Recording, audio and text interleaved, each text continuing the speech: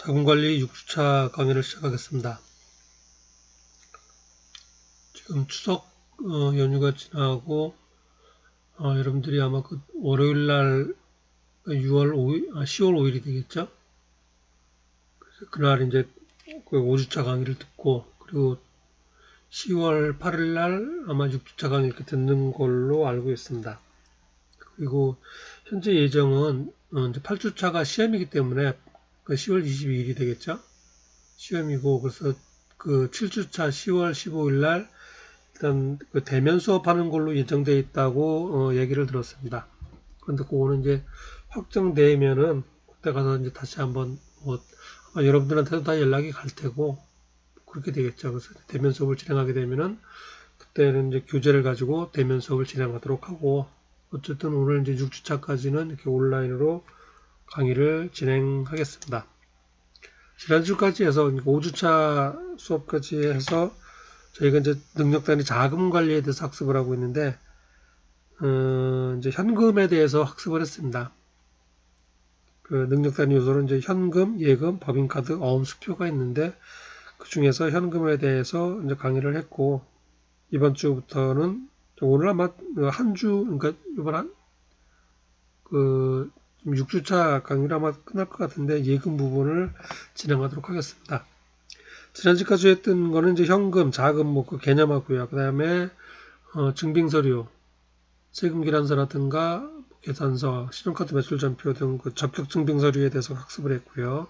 그리고 소액현금, 그리고 전표, 현금 출납부 등등을 학습을 했습니다. 이제 현금에 관련된 현금 다루는 분야가 되겠고 오늘 할 것은 이제 예금입니다. 예금. 그래서 챕터 2 예금 관리 이렇게 되어 있습니다. 능력 단위 요소가 예금 관리예요. 여러분이 배우는 능력 단위는 이제 그 자금 관리가 되는 거고 자금 관리 한 요소가 예금 관리가 되겠습니다. 그래서 보시면은 이제 목표가 이렇게 되어 있습니다. 예금 적금 구분하는 것 그리고 금융기관별 예치 기관별로 종류별로 구별하는 것 금융기관 확인하는 거예요. 그리고 은행 잔고 확인하는 방법 그리고 그 회계 장부하고 은행 잔고하고 차이가 났을 경우 차이가 뭔지 알아보고 그리고 그 조정하는 거 은행 계정 조정표라고 얘기를 합니다. 그거 이제 작성하는 방법 이렇게 넷으로 구별되어 있는데 첫 번째 같은 경우는 이제 상품 구별하는 거예요. 그 은행에서 취급하는 금융 상품 구별하는 게 되겠고 두 번째는 이제 금융기관 구별하는 겁니다. 금융기관이 이제 은행만 있는 게 아니고 뭐 그 저축은행도 있고 그다음에 뭐 증권회사도 있고 뭐 그렇습니다. 그다음에 우리가 잘 들어보지 못했던 많은 기관들이 있어요. 이제 그런 것들이 어떤 것들이 있나 살펴보는 거고요. 그리고 요거는 이제 말 그대로 이제 잔액 확인하는 겁니다. 그 지금은 이제 통장으로 하질 않고 이렇게 인터넷 뱅킹이나 텔레뱅킹을 많이 하죠. 그래서 그거 하는 방법이고요. 그다음에 차이 나는 거 조정하는 것 그렇게 구성이 되어 있습니다. 자, 첫 시간은 이제 예금 구별하는 것부터 이제 살펴보도록 하겠습니다. 교재로는 이게 83쪽이 되겠습니다. 83쪽 예금 적금의 구분 관리 회계 관련 규정에 따라서 예금 적금을 구별 관리할 수 있다. 첫 번째가 정기예금입니다. 정기예금 대부분 다 아는 내용들이에요. 정기예금하고 정기적금은 이제 아는 내용들이 되겠죠.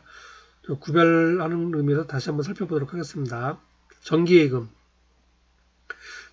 일정 기간, 보통 3개월, 6개월 또는 1년, 뭐 2년일 수도 있고요. 정기예금은 일정 기간을 사전에 정하고 그 기간 내에는 원칙적으로 은행에게 예금의 환급을 요구하지 않을 것을 약정하고 예치하여 그 대가로 이자를 받는 저축성 예금을 말한다. 돈을 맡겨놓는 거죠. 일정한 기간 동안에 맡겨놓고 그 기간이 끝나면은 이자하고 원금을 받는 예금이 되겠죠. 여기 이제 나와 있지만 은행에서 볼 적에는 은행에서 봤을 때는 이 예금을 이제 고객이 찾아가는 게 아니니까 그 기간 동안은 은행에서 쓸 수 있는 거죠. 그래서 은행에서는 그 자금을 예치한 자금을 뭐 기업에 대출한다든지 다른 상품에 투자한다든지 해서 운용을 할 수가 있는 거죠. 그런 이점이 있기 때문에 정기예금은 보통 예금 같은 거에 비해서는 이자가 조금 높은 그렇게 되어 있죠. 이게 이제 정기예금이 되겠고요. 그리고 정기적금, 쌓는다는 얘기죠. 예금하고는 약간 틀리죠. 예금은 이제 일정한 금액을 맡겨놓는 거고, 정기적금은 일정한 금액을 또는 뭐 금액을 정해놓지 않는 경우도 있어요. 일정 기간을 정해놓고 매월 일정액을 적립해서 만기일의 약정 금액을 일시금으로 지급받는 것을 내용으로 하는 전형적인 적립식 금융상품이다. 이것도 은행 측면에서 봤을 때는 매월 약정된 금액의 예입이 확실시 된다는 점에서 정기예금 못지않은 안정된 자금 조달원이 된다. 이렇게 되어 있습니다. 그러니까 은행 입장에서는 그 정기예금이나 정기적금이 은행에서는 이제 그 활용할 수 있는 그런 자금이 되는 거죠. 그렇기 때문에 정기예금, 정기적금을 맡겨놓은 고객들한테는 조금이라도 좀 높은 이자를 지급하고 있는 겁니다.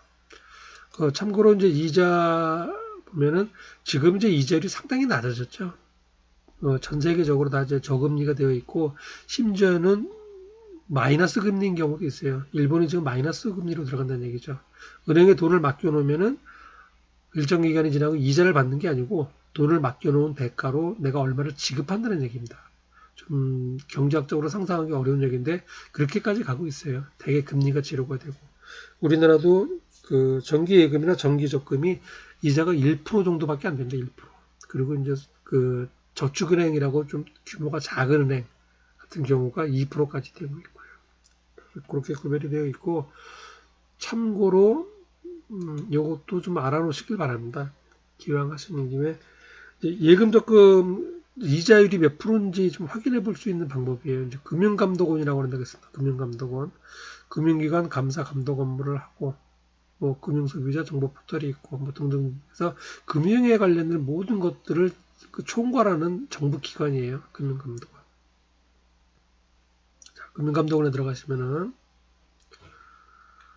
이렇게 좀 내리다 보면은 금융감독원 홈페이지입니다. 지금 금융감독원 그리고 보시면은 금융상품 한눈에 이런 게 있어요. 금융상품 통합 비교 공시, 통합 비교 시스템입니다. 그 중에서 정기예금, 다른 것들도 마찬가지죠. 뭐 대출받는 거라든가 뭐 그런 것도 다 있고요. 그 다음에 뭐 퇴직연금, 연금저축 같은 것들도 있고, 절세금융상품, 펀드, 적금 등등 있는데 샘플로 이거 하나만 보겠습니다. 정기예금, 좀 전에 봤던 거, 정기예금. 일정 금액을 맡겨놓는 거죠. 1,000만 원을 12개월 동안 맡겨놓는다. 또는 뭐 6개월 동안 맡겨놓는다. 그렇게 되겠죠. 그리고 은행이나 저축은행 전체 다. 이렇게만 한번 볼까요? 은행, 서울. 금융상품 검색. 지금 이제 은행권하고 서울만 본 겁니다. 정기예금. 아까 1,000만 원을 12개월 맡겨놨을 경우 얘기죠. 이렇게 준다는 얘기예요. K뱅크 은행, 뭐 수협은행, 중소기업은행 있는데 여기가 이제 세전이 1.4%.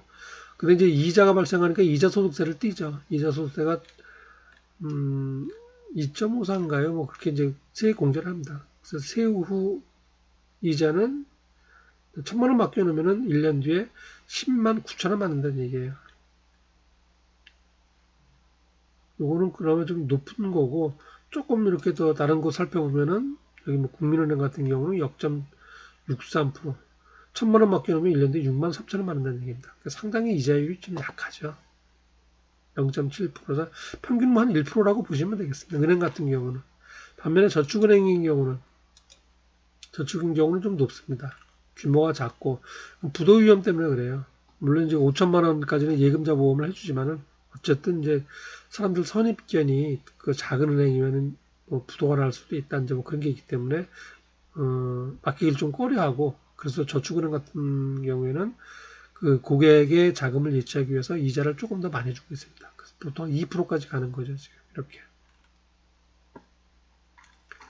자, 그래서 금융상품에 대해서는 정기예금, 정기적금 같은 거 이렇게 금융감독원 홈페이지에서 확인해 볼 수가 있습니다. 물론 여러분들이 지금은 아직 이제 해당 사항이 없겠지만은 나중에 실제 그 기업에 취업을 하고 담당자가 되면은 이런 사이트를 많이 아마 그 검색을 하셔야 될 거예요. 어떤 정보들을 얻기 위해서, 비교하기 위해서.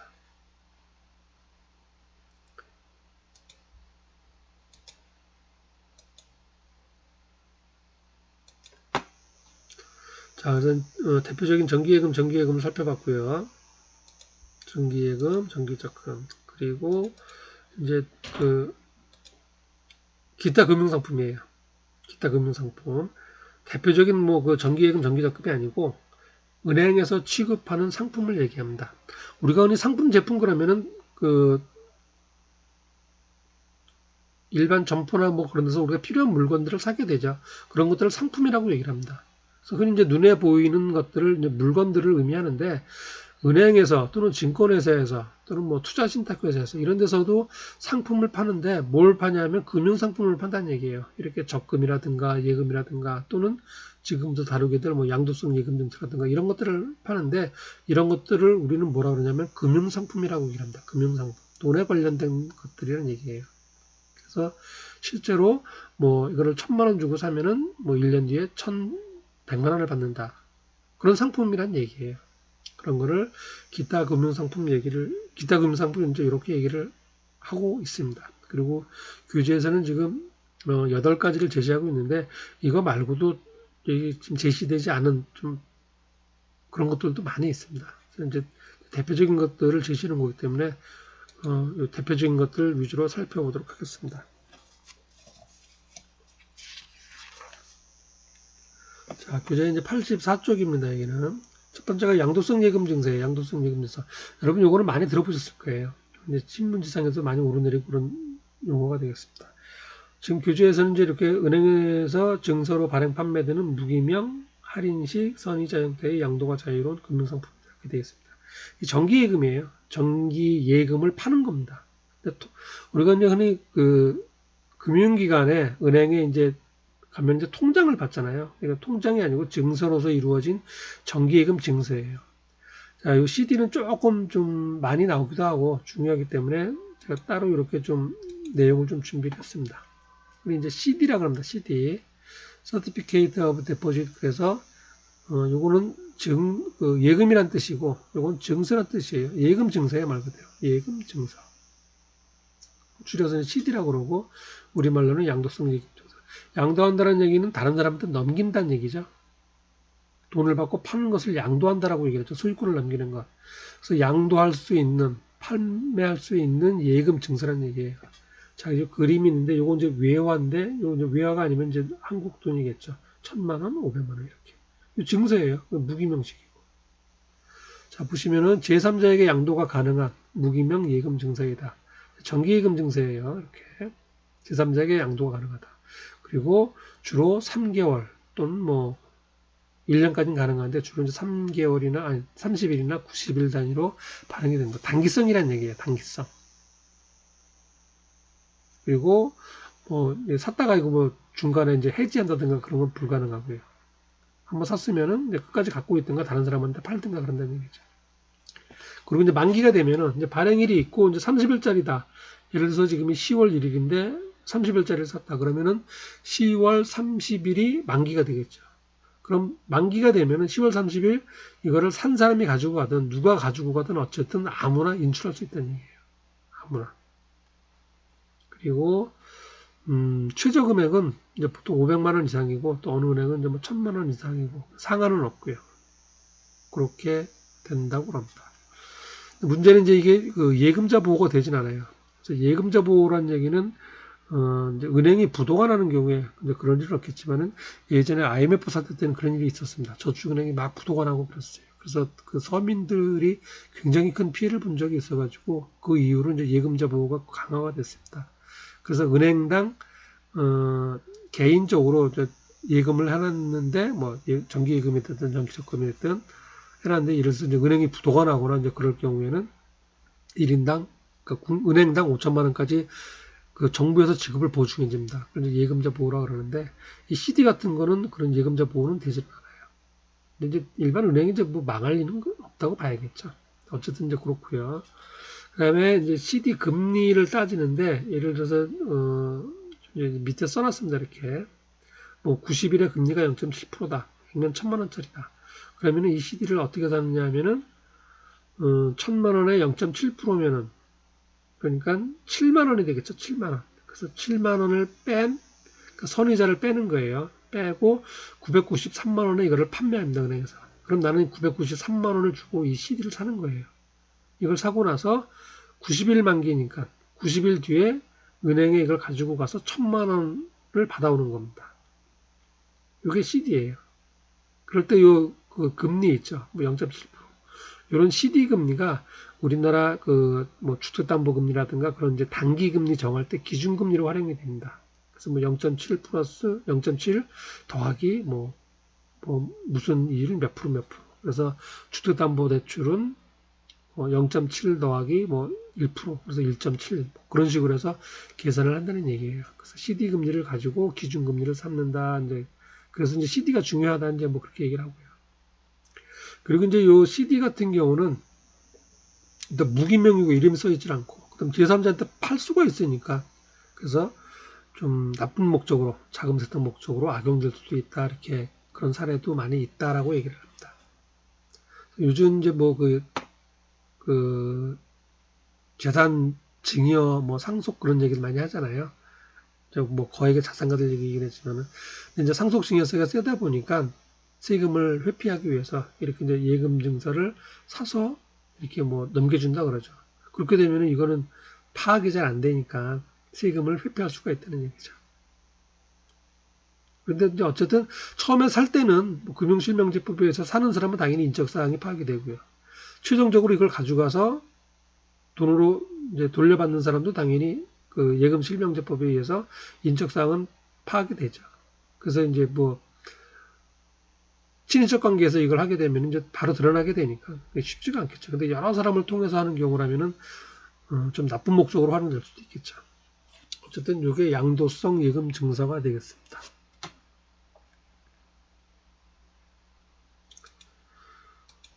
자, 그리고 또 두 번째로 나오는 게 교재집 84쪽이고 이제 어음관리계좌라고 되어 있어요. 어음관리계좌. 자, 여기서부터 오면은 2, 3, 4, 5, 6, 7, 8이 있는데 전부 다 은행이라든가 또는 증권사에서 판매하는 금융상품이에요. 그래서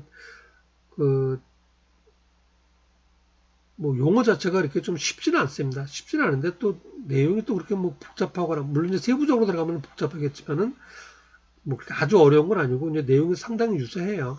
그러니까 얼마짜리 사면은 얼마의 이윤을 붙여주겠다라고 이제 증권사나 은행에서 파는 상품이라고 보시면 됩니다. 자, 이제 어음관리 계좌 그래서 이제 CMA라고 그러나 CMA 이게 뭐 캐시 매니지먼트 어카운트 그래서 캐시 매니지먼트 어카운트 이제 해석을 이제 이렇게 어음관리 계좌라고 이제 하는 거고요. 보시면은 이제 은행이나 뭐 증권사 같은 데서 고객의 예탁금을 어음이나 채권에 투자해서 그 수익을 고객에게 돌려주는 실적 배당 금융 상품이다 이렇게 봅니다. 그래서 내가 여기다 뭐 1,000만 원 또는 뭐 금액이 정해져 있지는 않아요. 500만 원 어떻게 맡겨놓으면은 그걸 가지고 그 은행이나 증권사에서 고객이 맡아놓는 가지고 다른 어음을 사거나 다른 채권을 사거나 투자를 하는 거예요. 투자를 해서는 이익이 나겠죠. 적어도 채권 같은 경우는 어떤 이자를 주는 거기 때문에 손해날 일은 없습니다. 이제 가령 여기서 이제 뭐 CD를 산다 그러면 조금 전에 학습했던 CD 같은 거를 살 수도 있겠죠. 그러면은 이자율이 아까 90일에 0.7%였으니까 하루면은 뭐 0.0 몇 프로 뭐 그렇게 되겠죠. 그런 식으로 어쨌든 수익을 내서 그거를 고객한테 돌려준다는 얘기예요. 그런데 이게 이제 그 일반 보통 예금이나 정기 예금이나 정기 적금에 비해서는 수익률이 좀 높다고 그럽니다. 그래서 일반 직장인들이 많이 급여 통장으로 많이 갖고 있다 그래요. 그래서 그거를 이제 어음관리 계좌 그렇게 얘기를 합니다. 근데 이것도 이제 종합금융회사라고 하는 데서 하는 거는 예금자 보호가 되는데 증권사에서 하는 거는 이제 예금자 보호는 안 된다고 그러고요. 그래서 그런 이제 뭐 조금 장단점이 있고 조금 복잡한 면이 있고 뭐 그렇습니다. 그게 어쨌든 어음관리 계좌가 되겠고 마찬가지로 그 MMF라고 하는 것 이건 이제 뭐 머니마켓 펀드 그래가지고 단기금융 펀드예요. 주로 이제 증권사에서 판매하는 건데 모두 같은 개념입니다. 고객들의 자금을 모아서 단기 금융 상품에 투자해서 수익을 내는 그런 단기 금융 상품이 되겠습니다. 근데 이것도 이제 예금자 보호를 해주지 않는다 그러고요. 그럼 뭐 거의 비슷한 개념의 상품이라고 보시면 되겠죠. 그리고 이제 환매채라는 게 있습니다. 환매채, 환매 조건부 채권. 그래서 이제 리퍼체이스 어그리먼트 그래서 그 금융기관에서 이제 은행이나 뭐 증권사 그런 데가 되겠죠. 그래서 그 본인들이 가지고 있는 국채나 뭐 그런 것들이 있겠죠. 국채나 지방채나 또는 기업에서 발행한 채권들이 있을 겁니다. 그거를 일반인들한테 파는 거예요. 파는데 팔 때 이제 뭐 100만 원 주고 팔면서 뭐 3개월 뒤에 내가 105만 원에 다시 주겠습니다라고 약속하고 파는 거예요. 그럼 이제 이게 사는 사람 입장에서는 지금은 100만 원 주고 사지만은 그 3개월 뒤에 105만 원에 이제 되팔 수 있는 거니까 그 5% 5만 원의 이율을 보고 사는 거죠. 그게 환매 조건부 채권이 되겠습니다. 환매, 되산다 그런 뜻입니다. 되돌려서 산다. 내가 다시 사주는 조건으로 판매하는 채권이 되겠습니다. 그렇게 되고요. 자, 그리고 이제 발행어음. 금융기관이 자체 자금을 조달하기 위해서 고객을 수취인으로 하고 금융기관이 지급인이 되어 발행하고 교부하는 약속어음 형태의 금융상품입니다. 은행에서 발행하는 어음이에요. 보통 이제 어음이라 그러면은 그 상거래 기업에서 많이 발행을 하죠. 제품을 판매하고 제품을 사오고 그리고 이제 대금을 지급해야 되는데 그냥 외상을 하면은 외상매입금이 되는 거고 그래서 이제 약속을 하기 위해서 증서로 확인하기 위해서 어음을 발행해 주죠. 그럼 지급어음이 되는 거죠. 그게 이제 상업어음인데 요거는 이제 그 은행에서 어음을 발행하는 거고 뭐 상품 대가 그런 게 아니고 단순히 자금 조달할 목적인 거예요. 그래서 이 어음에는 이제 뭐 만기일 그다음에 뭐 이자율 그런 게 있으니까 만기 뭐 3개월 뒤고 이자율은 뭐 2%고 그러면은 이 어음을 가진 사람한테 3개월 뒤에 액면 금액의 2%의 이자를 지급하겠다고 약속한 증서가 되는 거죠.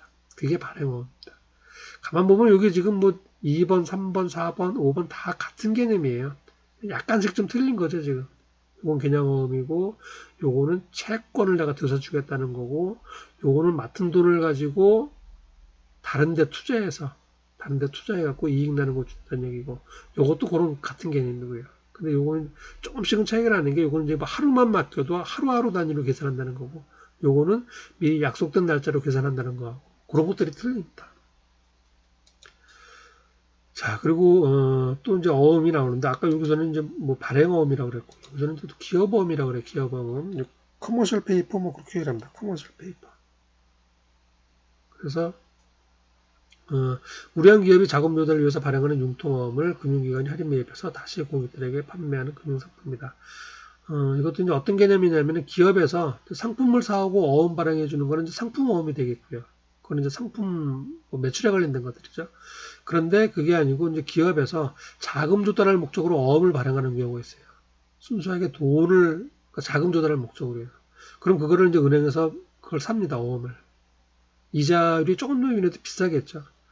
그러니까 기업에서는 이제 자금 조달할 목적으로 어쨌든 어음을 발행한 거예요. 은행에서는 이제 그걸 산 거고 할인해서 이제 매입을 한 거죠. 그래서 뭐 100만 원짜리를 95만 원에 샀다. 그래서 3개월이다. 그럼 이제 3개월 뒤에 100만 원을 받는 어음을 95만 원 주고 산 거잖아요. 그럼 기업에서는 95만 원을 자금을 조달을 한 거고. 그리고 이제 3개월 뒤에 기업에서는 100만 원을 주면 되겠죠. 그리고 이제 은행은 그 어음을 갖고 있다가 다시 그 어음을 고객들한테 판매하는 거예요. 5%에 할인했으면 이제 5%다 주진 않겠죠. 그러면 은행에서 남는 게 없으니까. 4%에 판매하는 겁니다. 그러면은 100만 원짜리를 96만 원 받고 파는 거죠. 그럼 고객은 96만 원 주고 100만 원짜리를 사서 3개월 뒤에 100만 원을 받게 되는 거죠. 그리고 은행은 이렇게 해서 만 원의 수익을 얻는 거고요. 그런 식으로 하는 게 기업어음이에요. 근데 개인 입장에서도 이거는 지금 뭐 일단 지급 보증을 은행에서 해줄 테고 그러니까 이제 망할 일은 없겠죠. 돈을 부도날 위험은 없기 때문에 일반 예금보다 수익이 높다 그러면은 이걸 사겠죠. 그게 이제 기업어음이 되겠습니다. 은행에서 판매하긴 하는 건데 기업이 은행에다가 할인한 어음을 은행에서 판매하는 겁니다. 그게 기업어음이 되겠습니다. 다음 표주어음.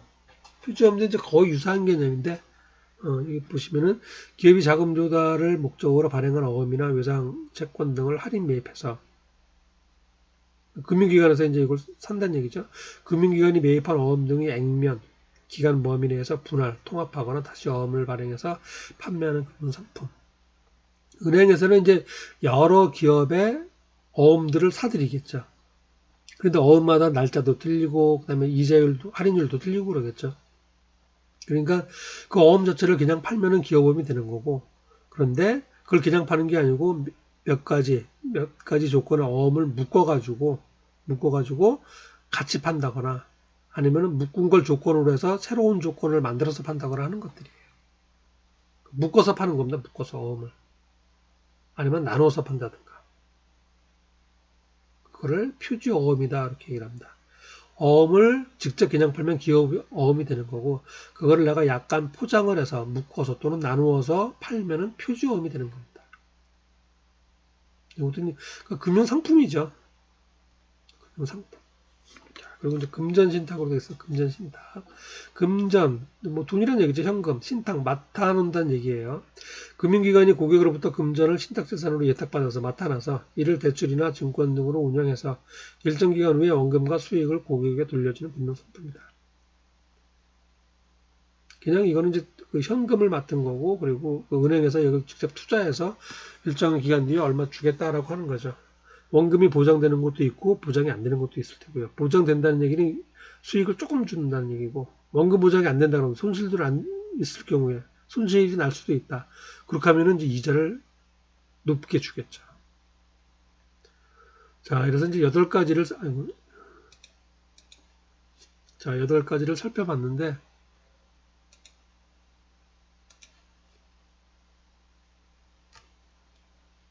자, 정기예금, 정기적금이 있었군요. 기타 금융상품에서 8가지 살펴봤습니다. 양도성 예금 증서, 어음관리계좌, 그 다음에 단기 금융 펀드, MMF라고 합니다. 그리고 환매채, RP라고도 그러고 환매 조건부 채권이에요. 그리고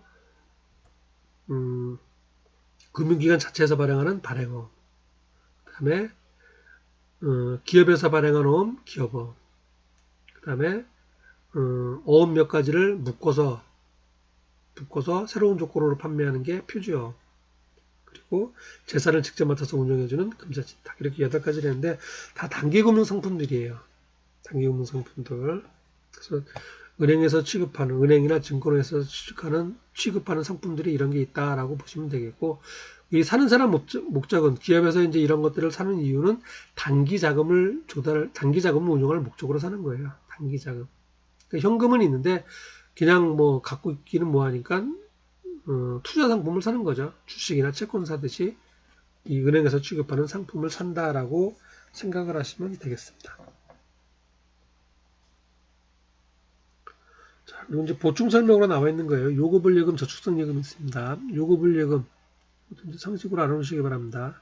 일시적으로 보관되는 예금으로 입출금이 자유로운 예금, 입출금이 자유로워서 이용자 편리를 목적으로 하는 예금, 요구불 예금이라고 합니다. 보통 당좌예금, 보통예금을 얘기를 해요. 아무 때고 입금하고 아무 때고 찾는다는 얘기죠. 그래서 여기 보시면은 뭐 이것도 다 아는 내용이겠지만, 당좌예금은 기업에서 주로 사용되는 예금으로 금전거래가 발생하는 경우 출납 업무를 신속하게 처리하기 위해서 어음이나 수표를 발행해서 예금을 출금한다. 당좌예금이 되겠고요. 그리고 저축성예금, 정해진 기간 동안 일정 금액을 모으기 위한 예금이다. 요구불 예금에 비해서 상대적으로 높은 이자가 발생한다. 정기예금, 정기적금 등이 있다. 저축성 예금은 요구불 예금에 비해서 금리가 높게 적용되므로 목돈 마련을 위해 이용된다. 자, 용어 기억하시기 바랍니다. 요구불 예금, 저축예금. 잠깐 쉬었다가 2교시 시작하도록 하겠습니다.